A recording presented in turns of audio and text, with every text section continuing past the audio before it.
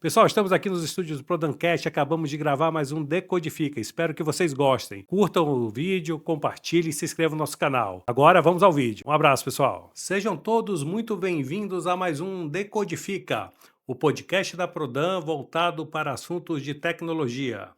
Meu nome é Ricardo Abinader e hoje vamos falar sobre identidade digital, certidão digital dentro do contexto do Web 3.0. A gente já fez um programa aqui introdutório sobre o Web 3, com o próprio Juliano, que está aqui novamente com a gente, e hoje a gente vai se aprofundar nesse tema. Mas antes, né, sempre para lembrar, curta aí o nosso vídeo, compartilhe, né, e se inscreva no nosso canal. Juliano, muito bem-vindo. Opa, Ricardo, obrigado estar aqui de novo para a gente poder aprofundar esses temas, né? O papo de introdutório foi muito bom e acho que esse vai ser melhor. Com certeza. Antes de começar, Juliana, assim, até para quem não assistiu o primeiro episódio, você dá uma introdução aí, um pouquinho, falar um pouquinho sobre você. Opa, prazer, pessoal. Quem não me viu, Juliano Kimura. Eu estou trabalhando como palestrante, especialista na área de Web3, redes sociais, inovação. E estou explorando esse ambiente de Web3 há mais ou menos uns 2 anos, né? Legal. E para começar o nosso papo, falando sobre identidade digital. O que que muda quando a gente fala em identidade digital dentro do contexto da Web3? Identidade digital, acho que vale a gente contextualizar que a questão de identidade digital talvez seja um dos maiores problemas que a gente tem hoje na internet é a identidade digital. Mas se você parar para pensar, eh, quais são as formas que existe para você provar que o Ricardo é o Ricardo dentro de um site, dentro de um portal ou de um aplicativo? E e não existe. Se você parar para pensar, assim, o máximo que você tem é uma conta de e-mail Sim, sim. que Se é alguma você. chave, alguma coisa que me represente ali dentro, né? Mas que se Exato, alguém subtrair isso, exato. Então você tem uma conta de e-mail, que acho que é talvez o principal credencial que você tem, né? Em alguns casos você pede CPF e agora tá na moda agora o Know Your Customer, né? O conheça seu cliente. sim. Então você tem que pegar todo, Hum, puxar toda a capivara da pessoa digital para você poder ter uma identidade, né? Então, se você parar para pensar, a identidade digital na Web 2 é um grande problema há muito tempo, até mesmo questões de CAPTCHA, ou problemas de fraude, né? Porque, por exemplo, sempre que alguém entra num site, marketplace, Mercado Livre, você frauda, mas por causa dessa fraqueza, o fraudador sempre volta. certo. Então, esse dilema do fraudador sempre voltar é uma coisa que na Web3 está tentando ser solucionada, né? Hã, existem casos, vários casos diferentes, eu testei alguns deles, e eu posso dizer que nem todos são, quer dizer, não, nenhum deles é perfeito, né? Tipo assim, esse daqui é o sistema de identidade digital supremo e não tem falhas. Todos eles têm falhas, né. Uns menos, outros mais. Então, você pega, por exemplo, existe uma plataforma chamada Proof of Humanity ID.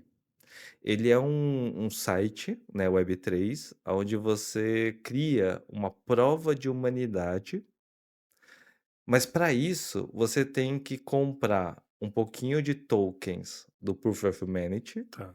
e entrar numa ligação com outras pessoas para você provar que você é um ser humano. Quando você fala ligação, Uma ligação videoconferência. videoconferência mesmo. Exato, né. Por que que você precisa comprar um pouco de moeda, né, porque você é como se você estivesse falando assim: "Legal, eu quero passar pela comprovação, então eu vou colocar um pouco de moeda aqui".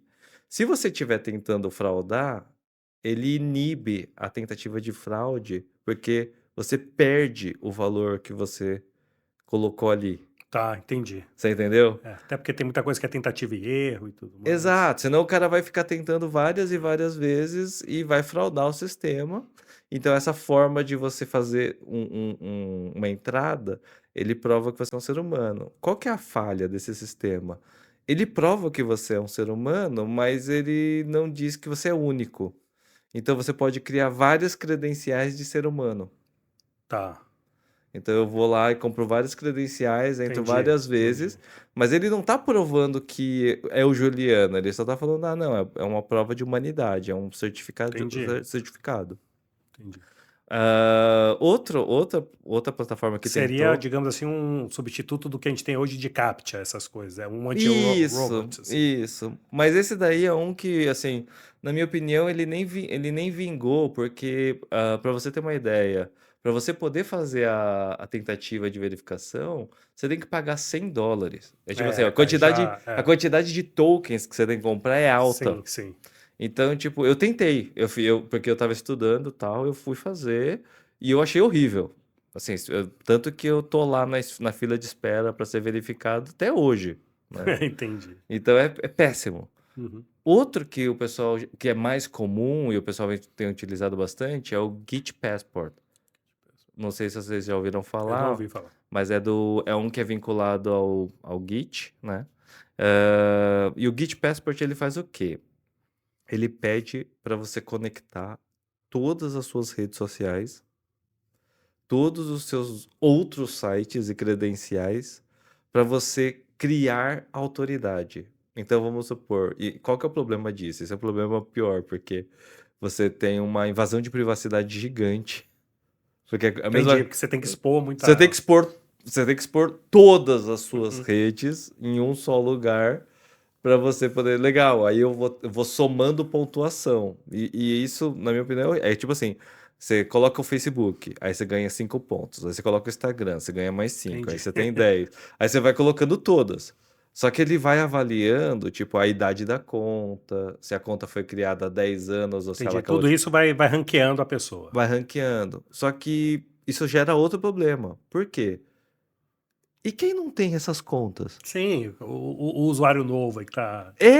O cara que acabou de começar, ele vai demorar 10 anos para ele ter Sim, algum. juntar esse portfólio que a gente tem desde o Orkut aí. Exato! Então, assim, é outro que, assim, eles tentam mitigar o problema de Sim. identidade, mas isso gera outro problema, porque você não tem inclusão.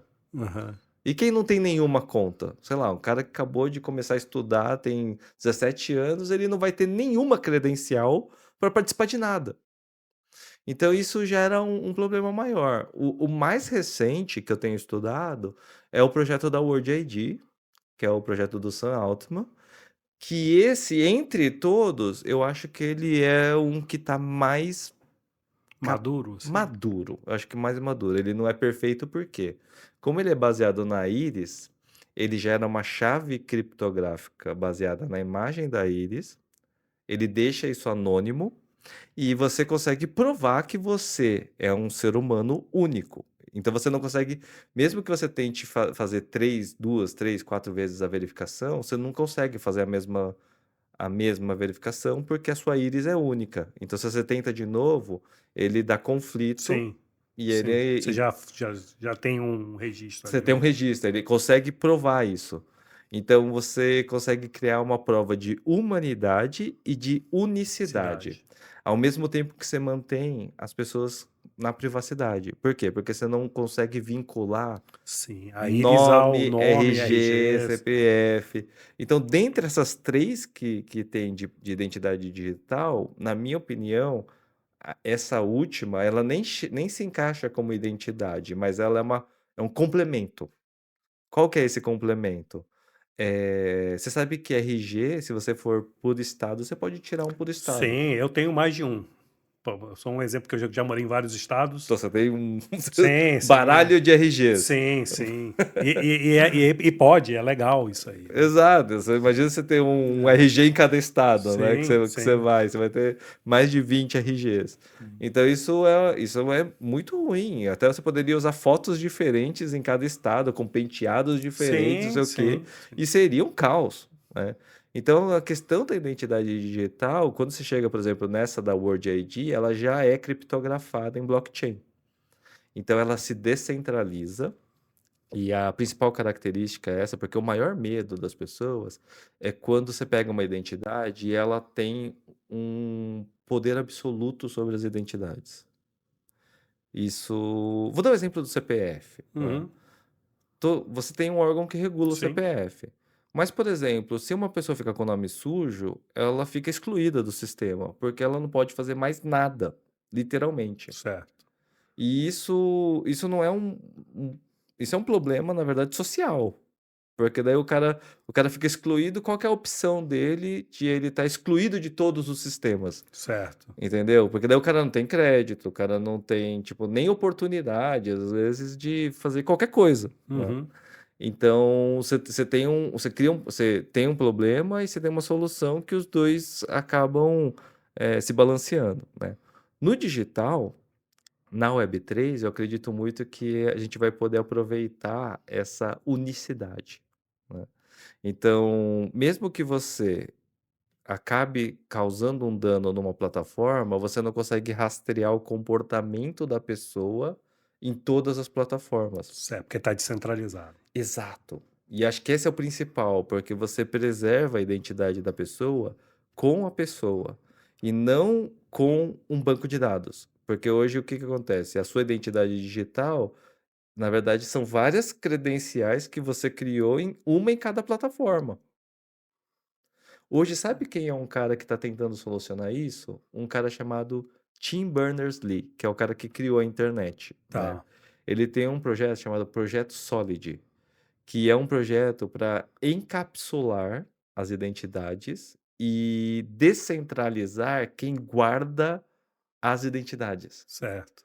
E quando você vai se conectar em qualquer lugar, você usa as identidades encapsuladas de uma forma que você não precisa deixar os seus dados com as instituições. Certo. Porque hoje, assim, a gente pode chamar de descentralizado, mas não é, né? Cada instituição tem o seu Seu universo. banco de É, dados seu universo ali. centralizado. Isso. É. Que eu acho que a Isso. credencial, ela fica sendo uma força muito grande, né? Uhum. Você vira e fala assim, o banco de dados de tal plataforma. É, cara, você tem nome, RG, CPF, CNPJ, você tem um monte de informação. E o grande dilema hoje é a LGPD. Isso. Você fala da LGPD, é Lei Geral de Proteção de Uhum. Dados. Hoje, os dados não são traqueáveis. A partir da hora que você cede, até mesmo numa portaria de um prédio, você cede tudo. Sim, sim. Como você rastreia que no prédio onde você deixou o seu RG, CPF e foto, como que você rastreia que eles não vão usar o seu RG, seu CPF e sua foto? É. Inclusive, esse é outro problema, né? Porque antes a gente tinha essa preocupação que fez com que surgisse a LGPD, né? Que é do dado. Porém, hoje em dia ficou tão burocrático o processo, eles botaram um okzinho ali no final, que às vezes a gente cede com É, pouca reflexão, né? A gente nem lê o, o que a gente está autorizando ali, eu né? faço até uma provocação. O resumo da LGPD é uma checkbox. Então. Esse é o grande problema, né? Esse é o grande problema. Porque eu desafio aqui, quem estiver assistindo a gente, algum de vocês, comenta aqui embaixo, algum de vocês já pediu para deletar sua foto do registro da recepção dos prédios onde você entrou? É difícil, hein? Eu não lembro de ter Eu também pedido não. para ninguém deletar essas fotos. As fotos estão ali, deve Não. estar numa pasta ali dentro. E isso quando você começa a falar de identidade digital, se eles conseguem pegar uma foto sua na recepção, aí você tem os casos de fraudes que aparecem na televisão. Sim, sim. Que o cara vai, ele Tem a imprime sua. uma E foto, bota bota na na cara, cara. e essa Ah, evolução agora, ele tem uma espécie de burlador de selfie. Hoje já existe uma categoria. Tá. Você falou a tecnologia que percebe que. Não, Que... ele consegue criar uma máscara com a sua face. Tá. Entendi. Entendi. E aí Entendi. você gera golpes. Seria o Aham. mesmo que eu virar e falar assim, ó, eu pego, vamos supor que um cara de uma recepção da onde você mora, ele é um cara mal intencionado. Ele pega a sua imagem através de uma máscara, uma inteligência artificial, Aham. ele consegue criar uma face, Criar, ele poderia fraudar a sua família. sim. Ele tendo essas informações, ele conseguiria fazer isso. E a gente está chegando no momento que acho que esse primeiro tópico que a gente bateu, ele é crucial, é uma discussão extremamente importante. A identidade digital, ela é um dos pilares da nova internet. Uhum. A gente precisa ter melhores formas de identidade, assim, de a gente ter provas de identidade. E, e você entende que hoje o principal desafio, você até citou alguns cases já aí, então você diria que os principais desafios não são necessariamente tecnológicos para a implementação disso, seriam mais culturais ou até Perfeito, estratégicos, digamos assim, de encontrar a melhor perfeito. forma. Eu acho que é cultural. É Cultural. cultural e mudança de modelo de negócios. Modelo de negócios por quê? Porque hoje a gente está vindo de uma cultura de mais de 30 anos aonde se vende dados. Tipo, o modelo de negócios é a fazenda de dados, é a fazenda de informações. Só que esse modelo de negócios tem que mudar. E ele vai mudar, né?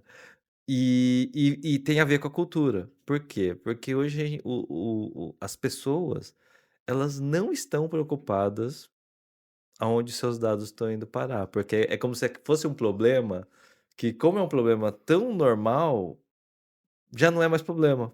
Entendi, entendi. É, se normalizou, né? Se normalizou, mas é um problema absurdo. É, Quando você para pensar nas identidades, ninguém mais está preocupado com isso, porque o sim. pessoal só fala que está preocupado. Mas na prática não tem nenhuma ação, né? Não, não tem.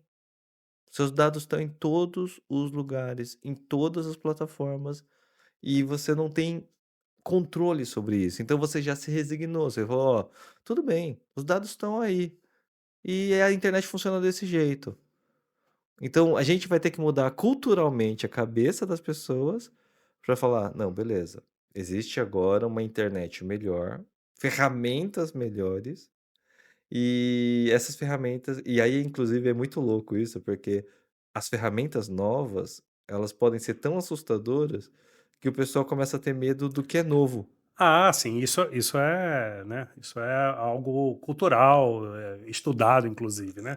Toda a inovação ela passa por esse período de, digamos assim, de ser aprovada socialmente, né. Exato. A curiosidade, você sabe que os dados biométricos, quando o governo dos Estados Unidos começou a cadastrar as digitais, as objeções que a gente tem, por exemplo, dessa época com as coletas de biometria, é a mesma por exemplo, do projeto do Sam Altman com a coleta de íris.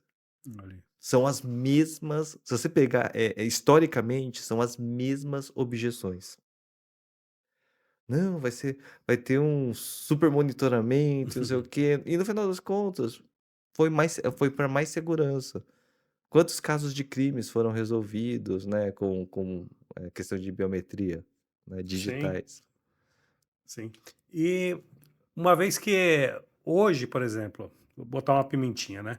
Hoje a gente as nossas identidades, elas estão ali, a gente delegou essa responsabilidade, vamos chamar assim, para algumas instituições, algumas Sim, coisas, né. sim, E a gente se confia nelas, né, para que isso não nos traga maiores problemas, né. sim, Com a Web 3.0 a gente descentraliza isso, né, e sim. apropria um pouco mais o usuário da sua identidade, do seu poder, né.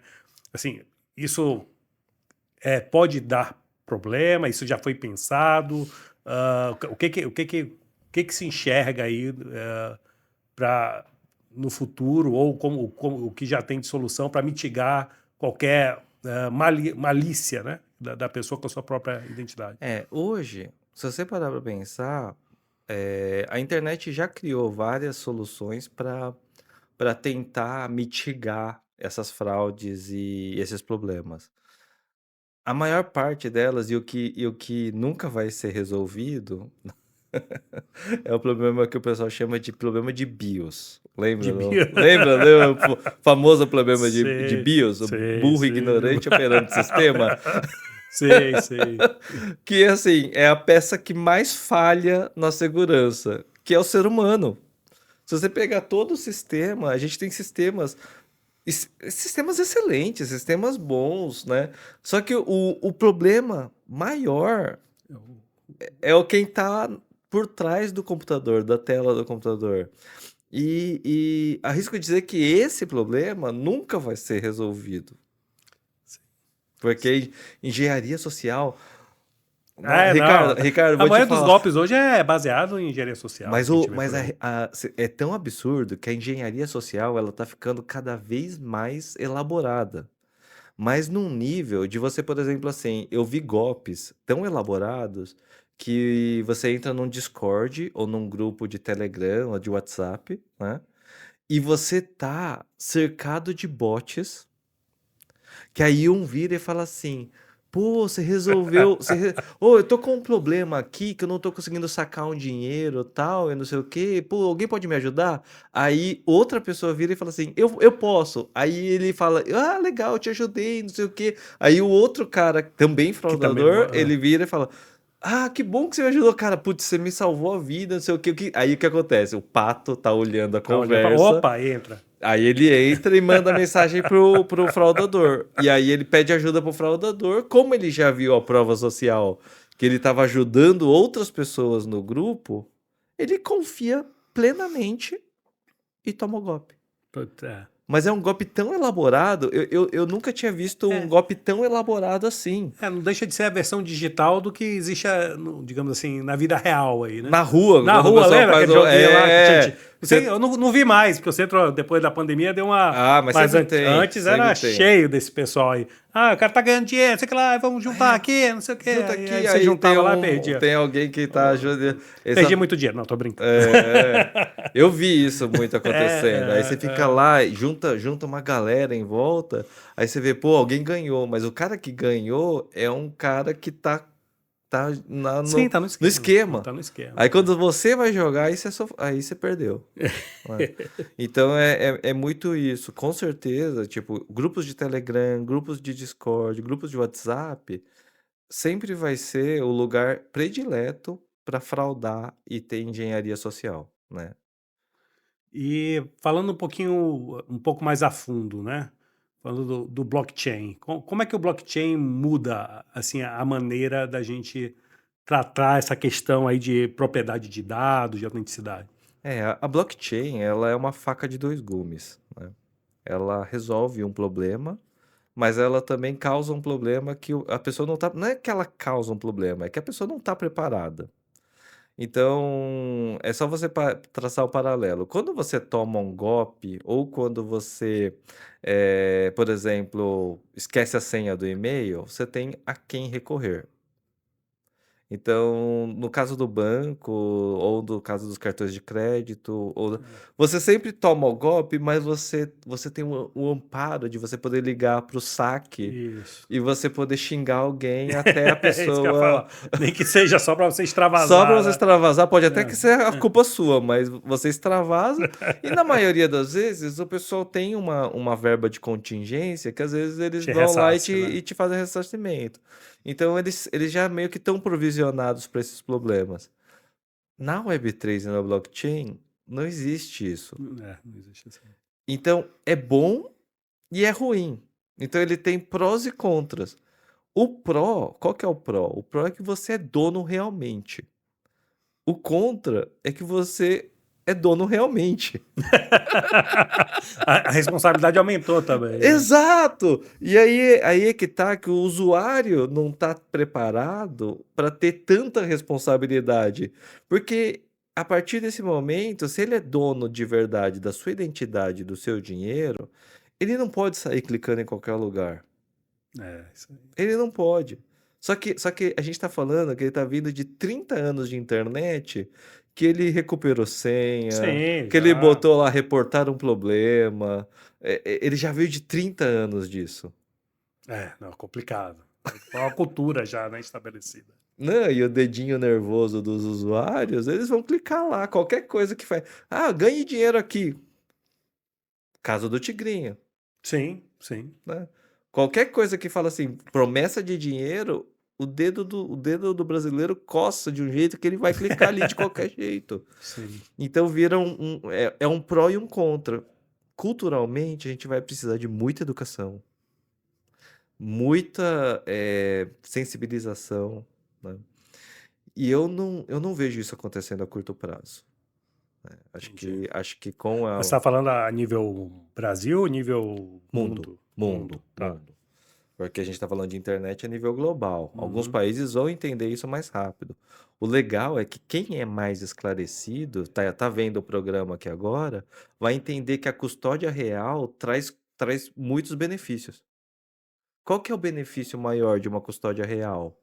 Ele não está de posse de um terceiro. Então, no caso de uma crise global financeira, você não vai perder tudo, porque o que está na sua carteira em custódia, nenhuma instituição terceira tem controle.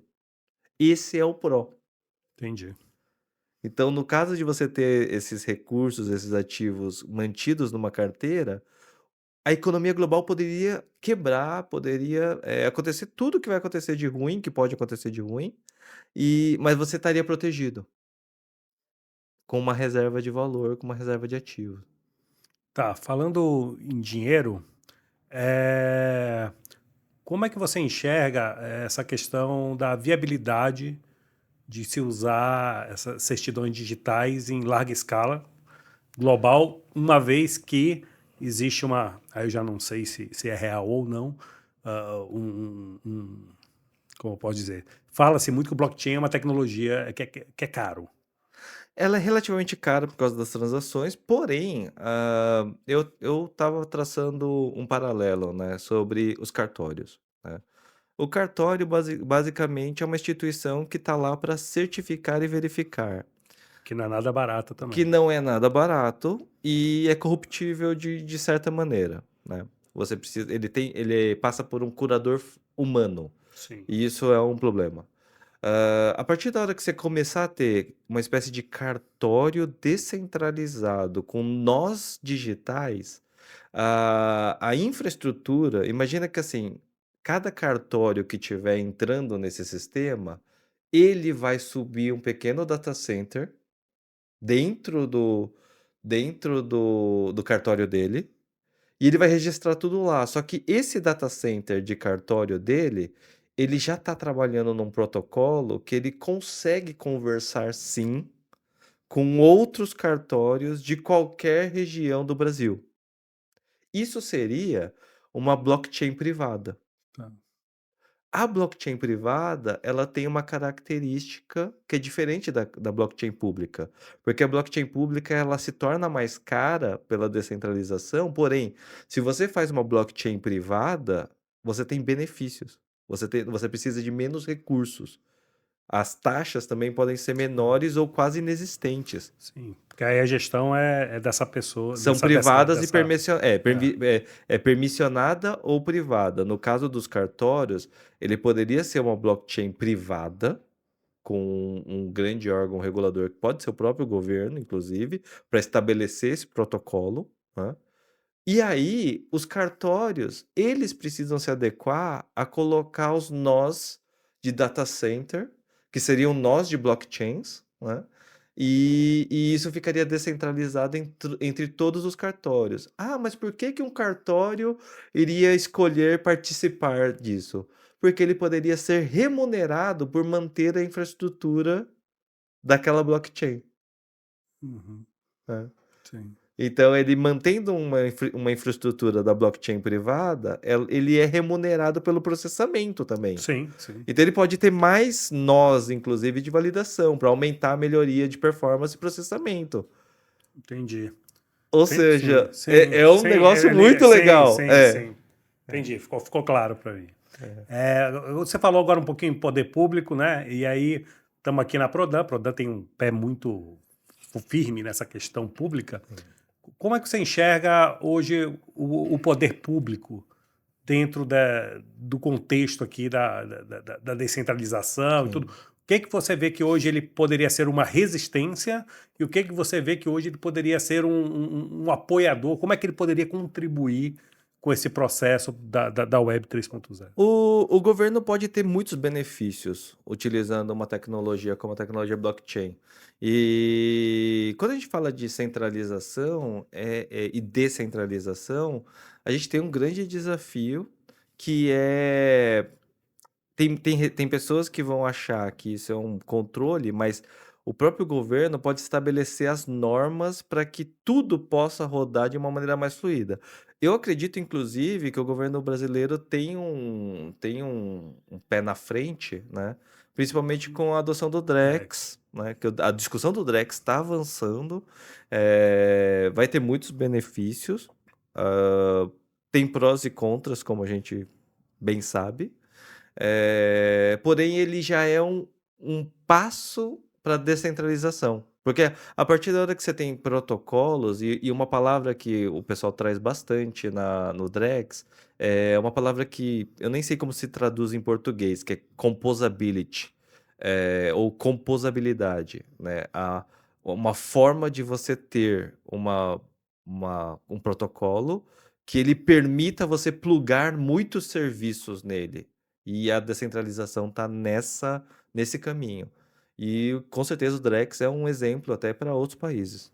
Eu tinha algumas perguntas aqui para fazer sobre o Drex, mas eu acho que ele vai merecer um Capítulo à parte. capítulo à parte. Com A certeza. gente vai deixar ele para um novo episódio. Até Perfeito. porque já encerramos nosso tempo.